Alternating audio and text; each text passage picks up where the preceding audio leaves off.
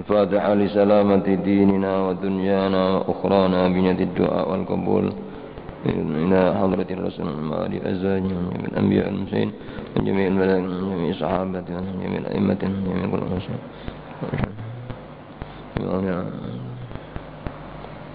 جميع أولياء البلدة والدينا معنا من شيخنا جدنا وعلى ما نوى به سلف الصالح من الدين الصالح وإلى حضرة النبي المصطفى سيدنا محمد صلى الله عليه وسلم وآله وصحبه الكرام بسلسلة الفاتحة من الشيطان الرجيم. بسم الله الرحمن الرحيم الحمد لله رب العالمين الرحمن الرحيم إياك نعبد وإياك نستعين صراط الذين أنعمت عليهم غير المغضوب عليهم ولا الضالين. بسم الله الرحمن الرحيم الحمد لله رب العالمين والصلاة والسلام على أشرف الأنبياء والمرسلين سيدنا ومولانا محمد وعلى آله وصحبه أجمعين. أما بعد رب اشرح لي صدري ويسر لي أمري واحلل عقدة من لساني وقال الإمام قطب الدعوة والإرشاد الحبيب عبد الله بن علوي الحداد رضي الله تعالى عنه ونفعنا به وبعلومه بأسراره في الدارين آمين. ومن الوعيد الوارد في حق من يقول ولا يفعل في قول رسول الله صلى الله عليه وآله وصحبه وسلم يؤمر بالعالم إلى النار فتندلق أقتابه فيدور بها في النار كما يدور الحمار بالرحى فيجتمع عليه أهل النار فيقولون ما بال الأبعد قد آذانا على ما بنا فيقول إن الأبعد كان يأمر بالخير ولا يأتيه وينهى عن الشر ويأتيه. Para bapak, ibu-ibu dan saudara-saudara jamaah pengajian di Masjid Jami' yang dirahmati oleh Allah.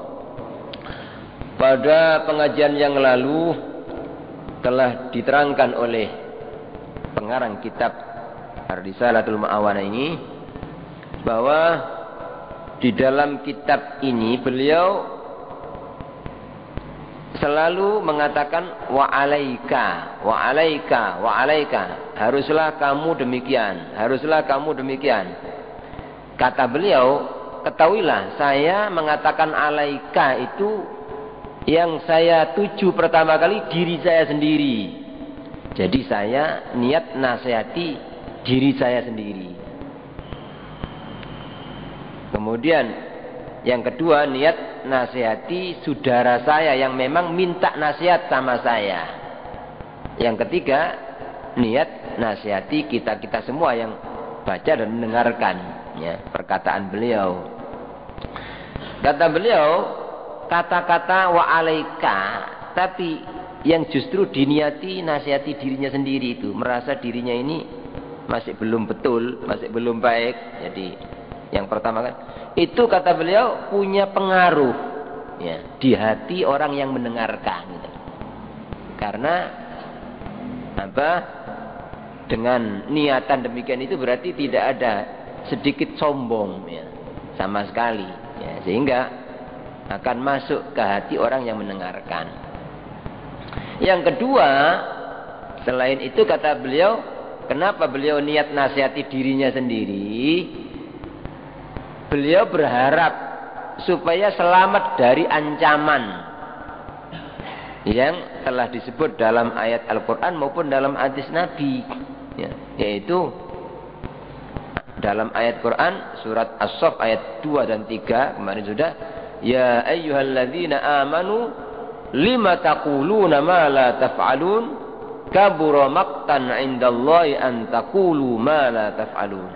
Wahai orang-orang yang beriman, mengapa kalian mengatakan sesuatu yang tidak kalian kerjakan? Sangat berat murka Allah bagi orang yang pinter ngomong tapi dia sendiri tidak mengamalkan. Jadi beliau dengan mengatakan wa alaika yang diniati untuk dirinya itu, walaupun beliau ini sudah maksimal dalam menjalankan syariat ya, dalam mengamalkan apa yang diperintahkan oleh Allah dan Rasul sudah sempurna sebenarnya Al-Imam Abdullah bin Haddad ini. Tapi begitulah orang itu makin tinggi derajatnya, makin sempurna keimanannya ya, justru makin takutnya itu makin sangat gitu ya. Sehingga beliau ketika memberi nasihat kepada orang aja takut kena ancaman ini.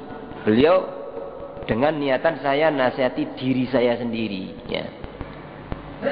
Sehingga besok andaikan ditanya oleh Allah seperti ayat ini, kenapa kamu dulu nasihati orang kok kamu tidak melakukan misalnya begitu? Beliau akan menjawab, ya Allah, saya mengatakan wa alaika haruslah kamu melakukan ini, yang saya tuju saya sendiri. Ya Allah, saya niat nasihati saya sendiri dan saya ada keinginan untuk memperbaiki perbuatan saya.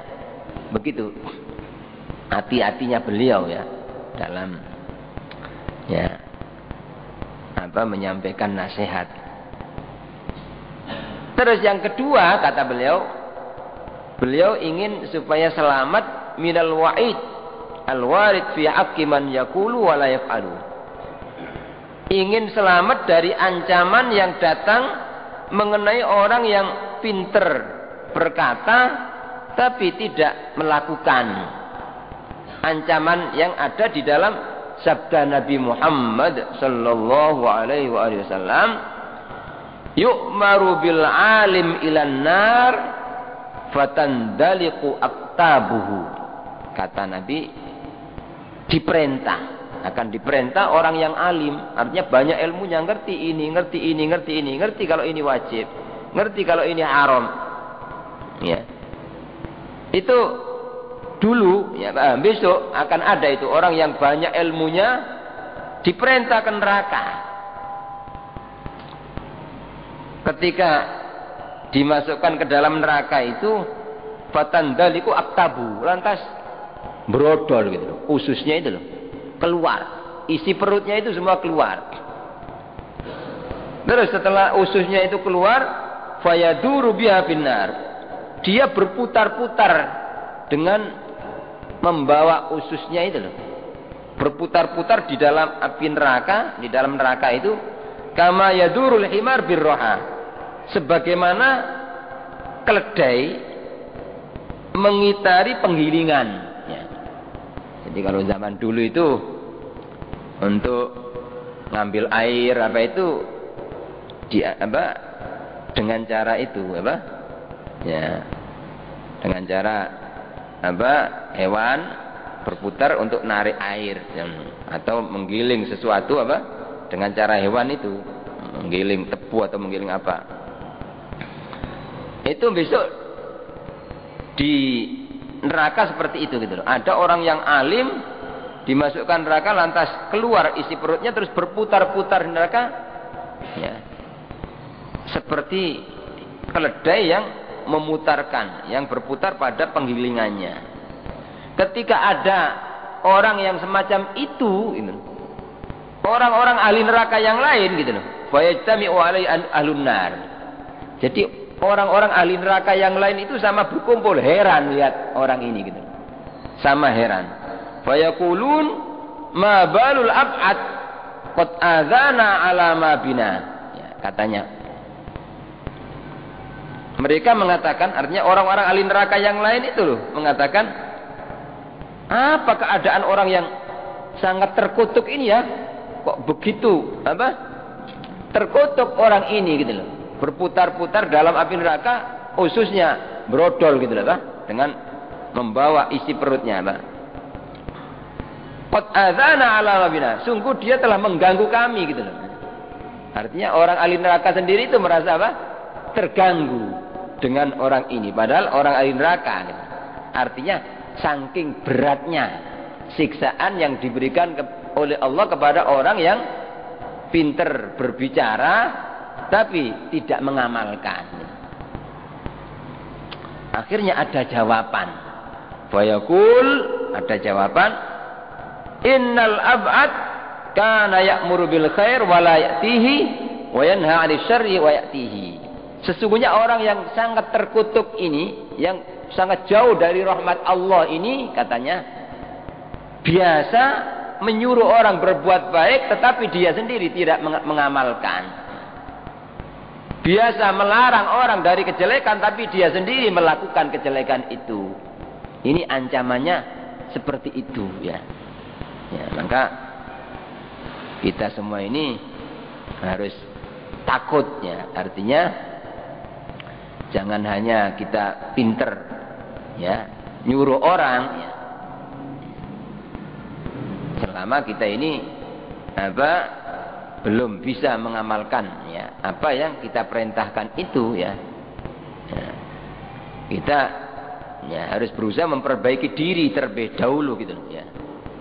Ibda binafsik ya, dahului dirimu sendiri dulu ya, kemudian baru kepada keluarga, baru kepada orang lain ya.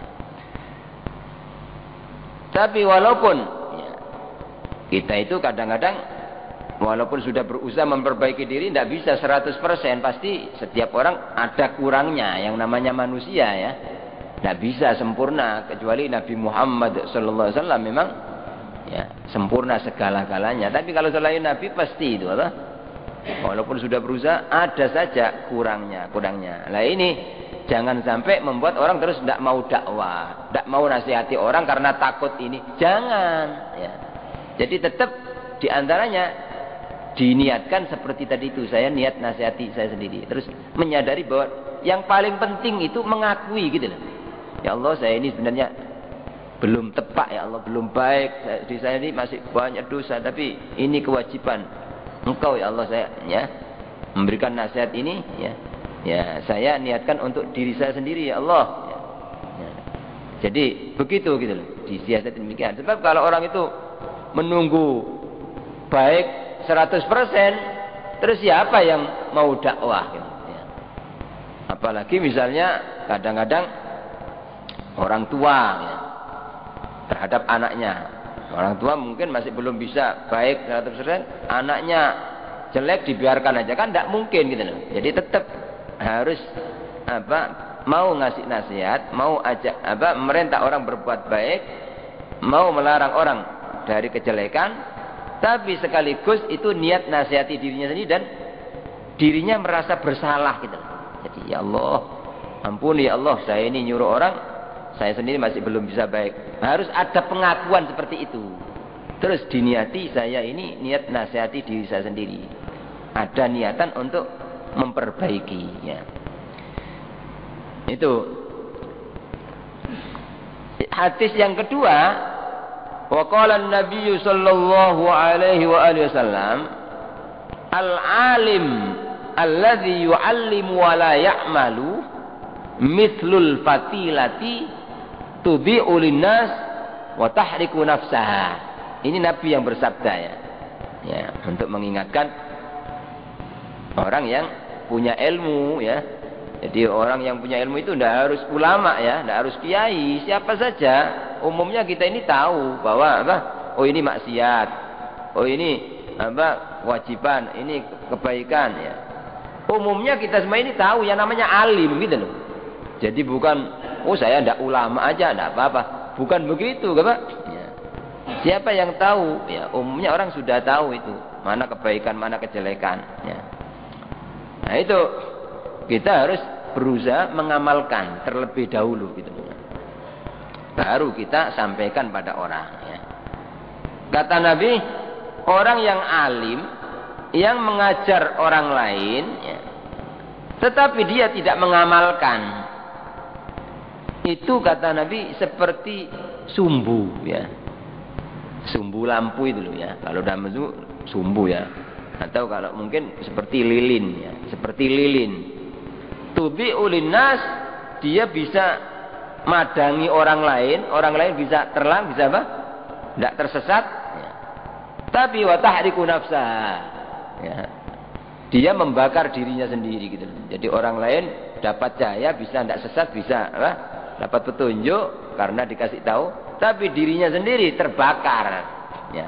Kita diperingatkan oleh Nabi jangan seperti itu gitu loh. Jangan sampai ngasih nasihat orang lain bisa baik karena dinasihati tapi dirinya sendiri ya terbakar. Atau dalam riwayat lain seperti jarum ya. Jarum itu apa? Memberikan pakaian sama orang tapi dirinya sendiri apa? Telanjang ya. Jadi kan jarum ini buat pakaian, orang bisa berpakaian karena jarum itu ya. Tapi dia sendiri telanjang. Jangan seperti itu gitu. Ya. Kemudian hadis yang ketiga, wa qala an-nabiy sallallahu alaihi wa alihi wasallam, marartu lailata usriya bi birijalin tuqradu syafahuhum bimaqaridha min nar. Kata Nabi, aku berjalan pada malam aku diisrokan oleh Allah ya. Nabi ketika menjalankan Isra Mi'raj itu loh, kan diperlihatkan banyak tanda-tanda kebesaran kekuasaan Allah, kejadian-kejadian ya yang apa terhadap perbuatan umat manusia itu. Nah, pada saat beliau Isra Mi'raj itu pas berjalan diperlihatkan itu. Birijalin tuqradu syafahum, diperlihatkan akan orang-orang yang diguntingi, bibir-bibirnya itu loh diguntingi. Bimaqaridha dengan gunting-gunting, jadi bibirnya digunting. Terus foto lagi, setelah foto digunting lagi. Ya. Foto lagi, begitu terus, tidak henti-hentinya. Ya, dengan gunting dari api neraka. Fakultu, lantas aku bertanya kepada malaikat Jibril, maka aku berkata kepada mereka, kata Nabi, kepada orang-orang itu didatangi Nabi, man antum, siapa kalian ini kok bodoh, punya bibir kok apa? Digunting sendiri. Terus setelah foto digunting lagi, begitu terus. Siapa kalian ini? Akhirnya orang-orang itu sama menjawab gitu.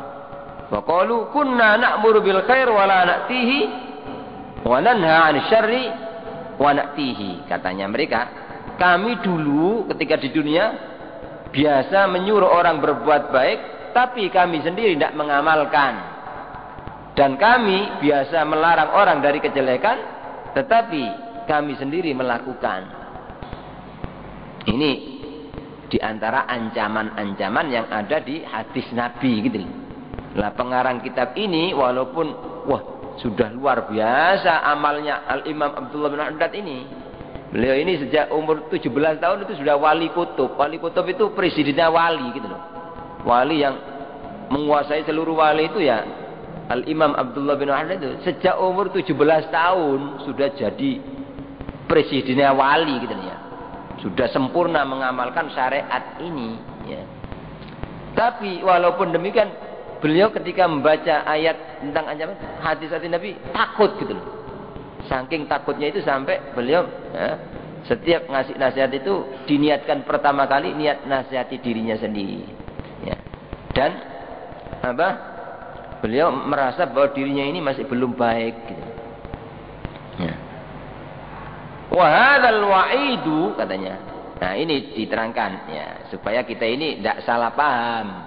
Sebab banyak ketika orang membaca hadis-hadis seperti ini dimasuki oleh setan ya. Iku loh hadis tidak takut kamu. Sudah kamu diam aja, sudah tidak perlu nggak nasihati orang, tidak perlu memberitahu orang. Biar nanti daripada kamu memberitahu orang kamu sendiri tidak baik, kena ancaman ini. Itu setan masukkan begitu. Supaya orang diam, tidak mau ajak-ajak orang. Ya. Jadi pekerjaan setan begitu. Ini jangan mau kita. Tidak. Jadi saya harus ya, tetap melakukan. Dan saya harus ada niatan untuk memperbaiki diri saya sendiri gitu. Jadi harus begitu gitu. Ya. Jangan sampai dengan adanya hadis ini terus orang padahal dia ngerti gitu loh, tahu, ya. Tapi dia tidak mau nasihati orang, ya. Walaupun dia misalnya karena takut hati tidak mau nasihati orang, tetap dia dosa gitu loh. Karena setiap orang itu dituntut, ya, man ra'a minkum mungkaran falyughayyirhu biyadihi, fa illam yastati' fa bilisani. Kewajiban setiap orang, bukan hanya ulama, bukan hanya kiai gitu loh. Siapa kita tahu, orang biasa tahu bahwa itu tidak benar, bahwa itu haram dilakukan orang, kita harus nasihati gitu. Ya. Jadi jangan sampai kita mau dibisiki setan, sudah kamu tidak usah ngandani orang, tidak usah nasihati, daripada kamu nanti kena ancaman ini, biar diam aja kamu. Ya. Kalau begitu kan berarti tidak ada usaha untuk memperbaiki diri. Ya. Seperti ada hadis ya, hadis yang menerangkan tentang orang itu kalau menghafalkan Quran, ya, kalau lupa itu kata Nabi dosa paling besar. Ya, tidak ada dosa yang lebih besar dari kalau orang menghafalkan Quran terus lupa. Ya, itu ya walaupun tidak semua Quran, mungkin hafal dulunya pernah menghafalkan 1 juz terus tidak pernah diterus, tidak pernah dibaca sampai lupa, itu dosa besar. Lah ini kadang-kadang membuat orang ini apa? Ya, kadang-kadang tidak mau menghafalkan ayat Quran, tidak mau apa? Kadang-kadang orang lain menghafal dilarang, jangan, berat ini kalau kamu nanti ngapal Quran, kalau sampai kamu lupa gimana? Kadang-kadang padahal apa? Ya. Ini apa, hadis-hadis ini untuk memperingatkan supaya orang itu benar-benar menjaga gitu loh. Ya, Nabi sampai gitu ya. Nah, sehingga orang kadang-kadang tidak ada usaha, padahal besok di akhirat ya, besok di akhirat itu derajat orang itu tergantung ya, apalan ayat itu, berapa ayat yang diapal gitu. Ya. Kalau orang menghafalkan Quran itu cuma 7 ayat surat Fatihah atau apal, yang lain tidak apal, ya sudah, hanya derajatnya itu gitu. Ya. Kalau menghafalkan Quran 1 juz misalnya, saya apal 1 juz tapi diterus terus, itu nanti derajatnya berapa ayat 1 juz itu nanti begitu, itu disebutkan dalam hadisnya. Makanya sampai Nabi Muhammad sallallahu alaihi wasallam itu ya memperlakukan orang-orang yang mati ya, ketika ada perang, orang-orang yang mati dalam medan perang ini untuk dikuburkan, siapa yang dikubur dulu itu Nabi tanya, ini apalan Qur'annya berapa ini? Oh ini 20 juz Nabi, yang ini 10 juz, yang ini 5 juz, didahulukan yang ini Nabi gitu, memberi isyarat bahwa orang yang lebih banyak apalannya lebih mulia, lebih. Nah, tapi ini ya, karena ini kemuliaan yang akan dibawa ke akhirat, orang ngapalkan Quran, orang ini dianu oleh setan gitu. Jadi setan menghalangi dengan adanya hadis. Kamu tidak takut nanti kalau kamu hafal Quran terus lupa, ya apa? Kamu sudah tidak usah ngapal. Nah ini ya. Jadi seperti ayat ini, kamu tidak takut, kamu dakwah ajak-ajak kamu sendiri tidak anu. Sudah jangan. Ya, padahal kalau orang itu mau dakwah dan ada usaha untuk memperbaiki dirinya, berapa itu besarnya pahala dakwah itu. Kalau orang itu dakwah ya, di samping dakwah itu adalah mewarisi akan apa Nabi Muhammad SAW, meneruskan dakwah Nabi Muhammad SAW, ya, makin apa semangat, ya, makin banyak dakwah orang itu berarti makin dekat dengan Nabi, ya, makin dekat, makin tinggi derajatnya. Di samping itu gitu loh, orang itu kalau dakwah ajak-ajak orang berbuat baik, selain ngajaknya itu sudah ibadah, menghasilkan pahala besar kalau ikhlas ya.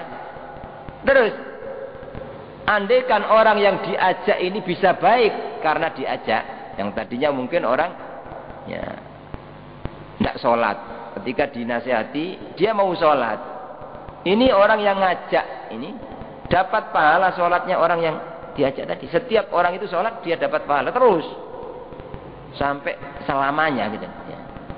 Terus misalnya orang yang diajak tadi itu ngajak orang lain, orang yang ngajak pertama dapat pahala terus begitu terus. Jadi itu pahala dakwah ya.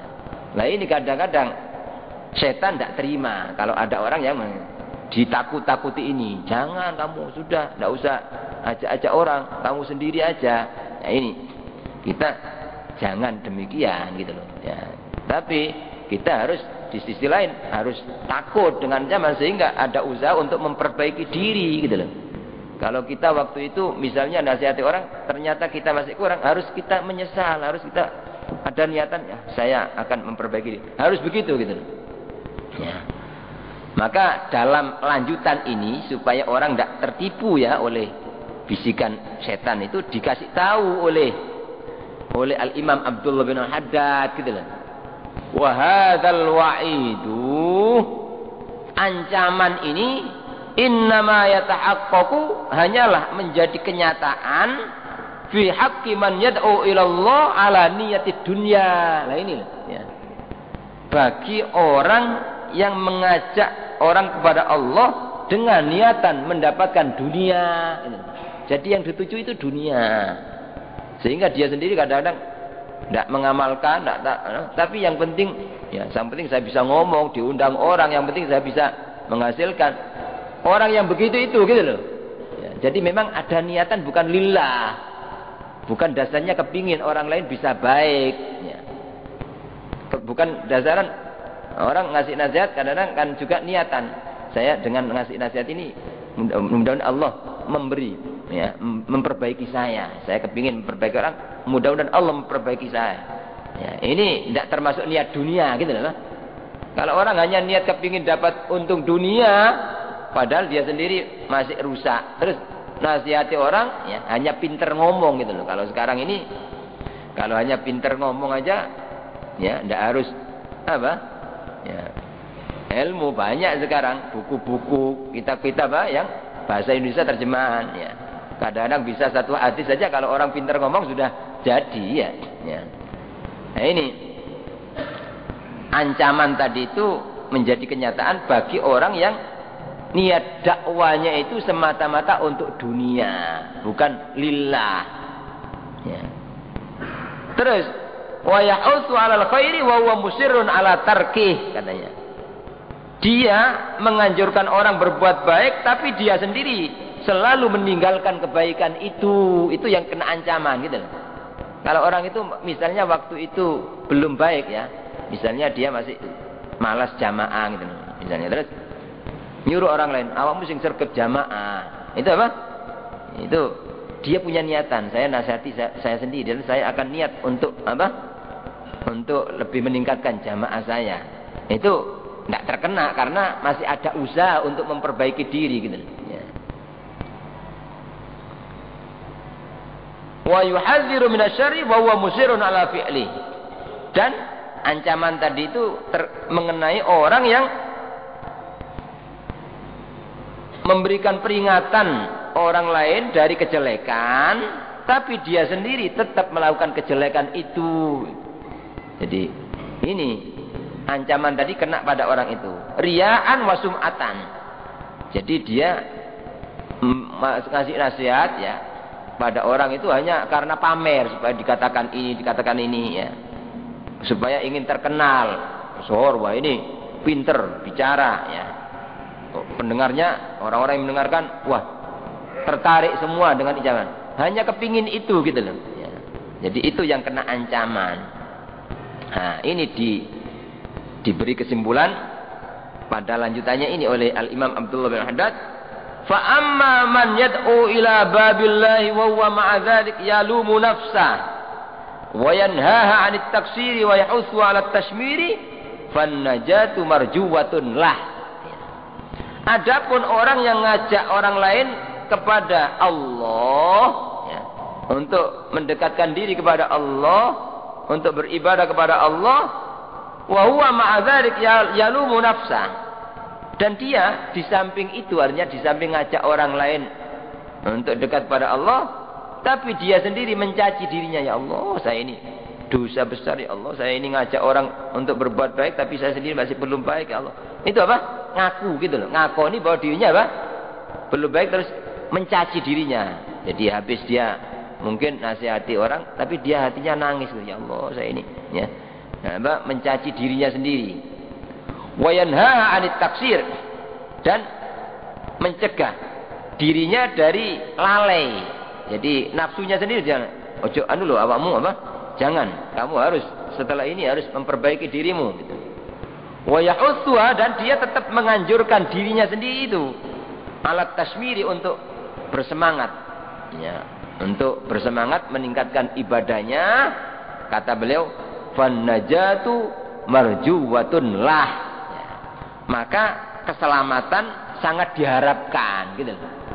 Jadi kalau orang itu walaupun masih belum bisa baik 100%, terus nasihati orang, selama dia ngakoni gitu loh bahwa dirinya itu masih kurang. Terus apalagi diniati saya ngasih nasihat ini, niat nasihati saya sendiri. Terus saya ada niatan untuk memperbaiki diri. Itu selamat katanya, tidak kena ancaman tadi itu gitu loh. Nah kalau orang tidak merasa, padahal dirinya itu masih tidak melakukan apa yang diucapkan itu, ya, tapi dia merasa dirinya orang baik, orang apa?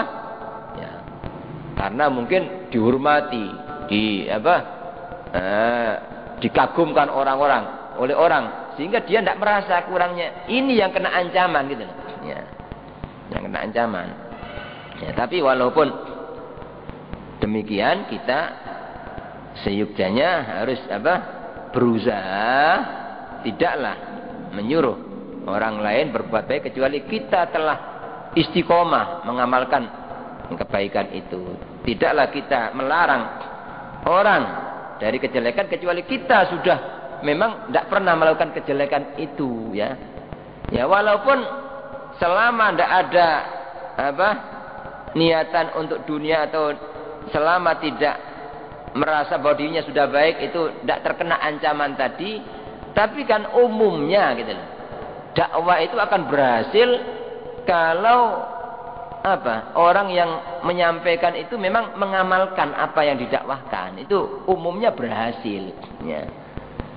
Dan bahkan kadang-kadang tanpa bicara aja, tapi orang itu justru ngasih contoh yang baik, itu lebih berhasil kadang-kadang, ya. Itu dakwah bil hal namanya. Jadi tidak pakai ngomong, tapi dia ngasih contoh yang baik sama orang, Nah ini kepada anak, tidak pakai ngomong, tidak pakai, tapi orang tua ngasih contoh seperti kepingin anaknya itu sergap sholat, orang tuanya ya tidak pernah ketinggalan sholat, kepingin anaknya itu juga senang jamaah, orang tua ngasih contoh jamaah, tidak pakai ngomong gitu, ya, tidak pakai bicara, ya. Orang tua misalnya kepingin anaknya itu senang ngaji, orang tuanya senang ngaji, ya. Itu dakwah namanya. Tetangga-tetangganya, apalagi dia senang ngaji terus akhlaknya baik, terus tentrem, tidak pernah bengkerengan sama istrinya, orang lain tertarik gitu loh. Jualannya kok jujur, tapi karena senang ngaji itu, orang lain terus tertarik, kepingin, wah saya kepingin seperti orang itu, kok seperti tentrem ya hidupnya, ya, tidak pernah mengeluh, di rumahnya tidak pernah bertengkar, anaknya juga baik-baik, mungkin karena senang ngaji itu saya tak kepingin. Itu namanya dakwah gitu loh, tanpa ngomong gitu loh. Andai kan orang itu sudah bisa mengamalkan seperti itu, terus ngomong sama orang, pasti orang itu akan nerima gitu loh. Misalnya orang tua ya seneng ngaji, kemana-mana ngaji, terus ada anaknya misalnya, awakmu sing sergap ngaji nak, ya, bisa begitu. Pasti anak itu akan nurut gitu loh. Begitu juga punya tetangga, punya kawan, dinasihati gitu, pasti orang itu akan mau gitu loh. Tapi kalau orang itu dia sendiri misalnya tidak mengamalkan hal itu, terus ngajak-ngajak orang lain, itu pasti ditertawakan itu. Ya, awakmu dhewe durung ya, males ngaji ngongkon aku ngaji, ya. Awakmu gak tahu jamaah ngongkon aku jamaah misalnya. Nah ini umumnya orang tidak nerima gitu loh. Ya.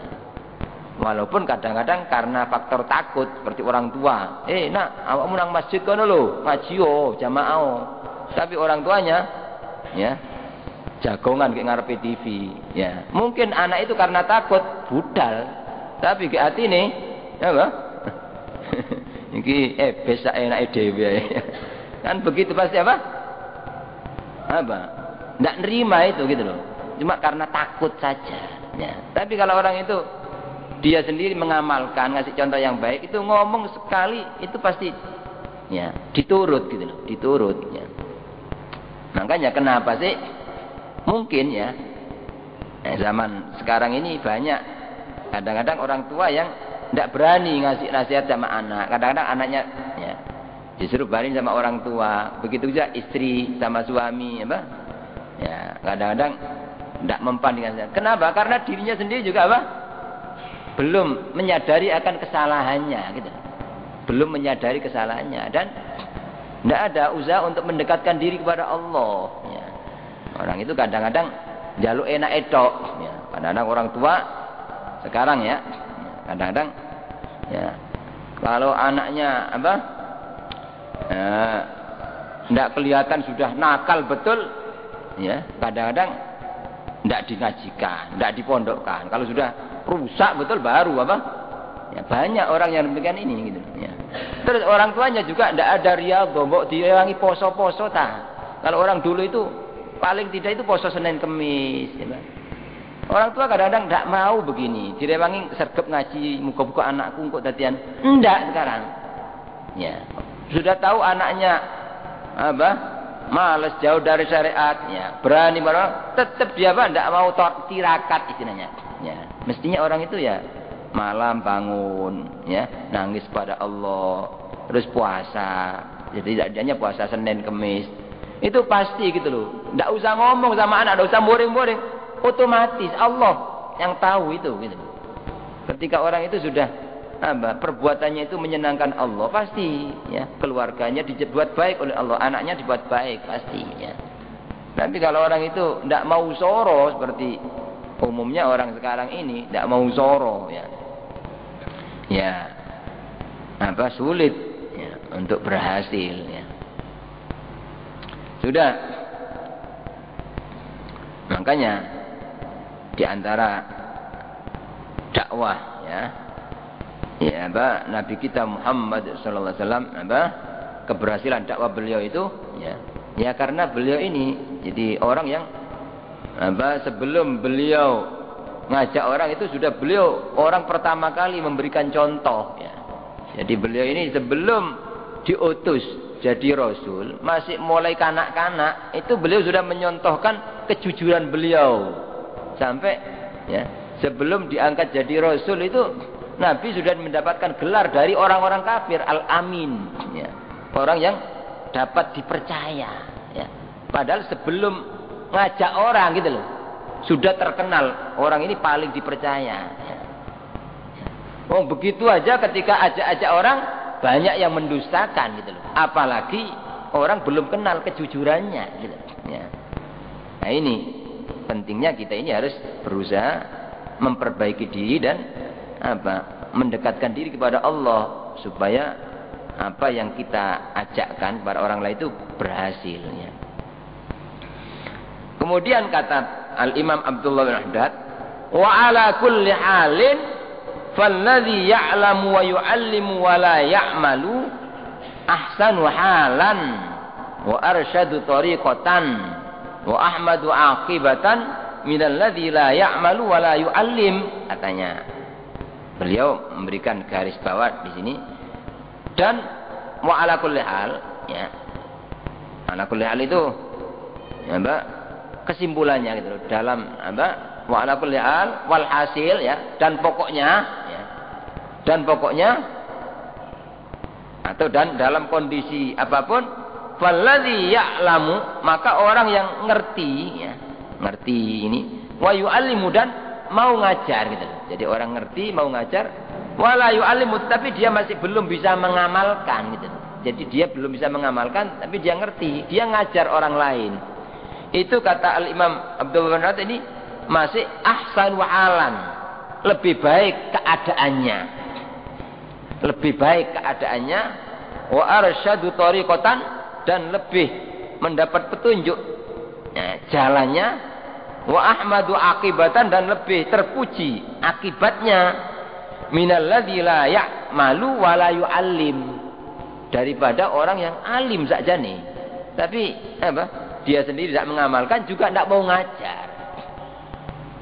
Itu masih lebih baik orang yang alim walaupun dia sendiri belum mengamalkan tapi dia masih ngajar. Kenapa kok demikian? Iya sebab kan ya selama tidak ada niatan untuk dunia ya, selama memang ada kepingin untuk memperbaiki orang gitu loh, walaupun dia sendiri belum, itu masih lebih baik gitu loh. Kenapa demikian? Karena masih ada niatan berbuat baik kepada orang gitu. Masih ada niatan berbuat baik kepada orang. Berbeda dengan yang satu ini gitu loh. Sudah dia alim, tidak mengamalkan juga tidak ngajar, kan mana manfaatnya? Tidak ada manfaatnya sama sekali ya. Terus yang kedua, kalau orang itu alim tidak mengamalkan, tidak mau ngajar, berarti tidak ada niatan untuk memperbaiki diri. Berarti saya begini aja, kan begitu. Ya. Tetapi kalau orang itu misalnya alim, masih belum bisa mengamalkan, tapi dia ngajar, ya pasti suatu saat pasti sadar ya. Masa sih saya ini ngajar sudah nyampaikan, saya masih begini tidak mengamalkan. Ya, itu akan timbul gitu. Ya.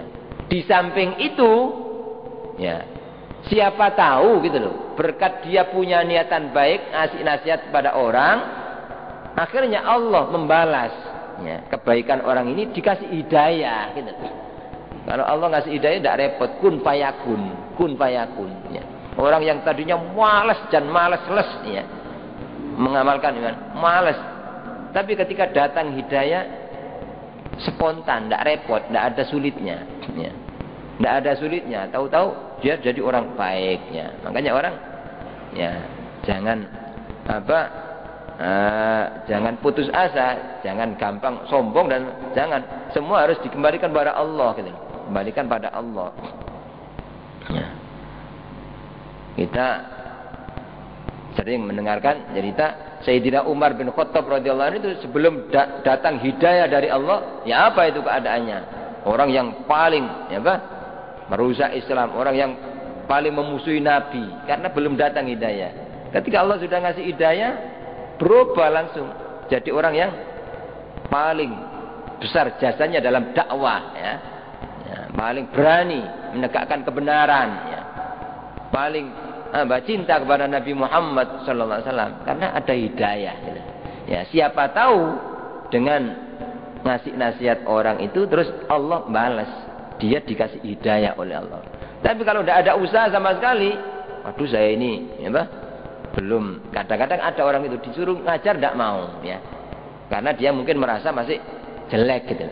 Disuruh ngajar tidak mau, dimintai ngajar tidak mau. Perasaannya mungkin itu baik, padahal ini apa? Tidak baik, berarti tidak ada kemauan untuk meningkatkan diri ya. Ya. Tapi justru kalau dia mau, itu suatu saat pasti sadar, masa saya sudah ngajar tetap begini aja ya.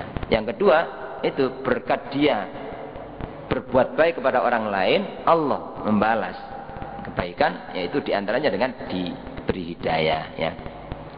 Barangkali itu mudah-mudahan dengan sedikit apa yang disampaikan oleh Al-Imam Abdullah bin Al-Haddad ini menyadarkan kita agar kita ini lebih mendekatkan diri kepada Allah, lebih bisa mengamalkan apa yang telah diperintahkan oleh Allah dan Rasul, bisa meninggalkan apa yang dilarang oleh Allah dan Rasul, sehingga apapun yang kita sampaikan kepada orang, kepada keluarga kita, mudah-mudahan akan berhasil dan diterima oleh Allah Subhanahu wa taala. Amin ya rabbal alamin. Dan mungkin kekurangan-kekurangan kita selama ini mudah-mudahan dimaafkan oleh Allah Subhanahu wa taala. Amin ya rabbal alamin. Astaghfirullah Rabbal baraya, astaghfirullah minal khataya, Rabbi zidni ilman nafi'an wa wafiqni amalan maqbul. Bismillahirrahmanirrahim. Allahumma salli ala rabbana anfa'na bima 'allamtana rabbi 'allimna alladhi yanfa'una Allahumma hdina bihudak waj'alna mimman yusari wa bi rahmatika ya arhamar rahimin.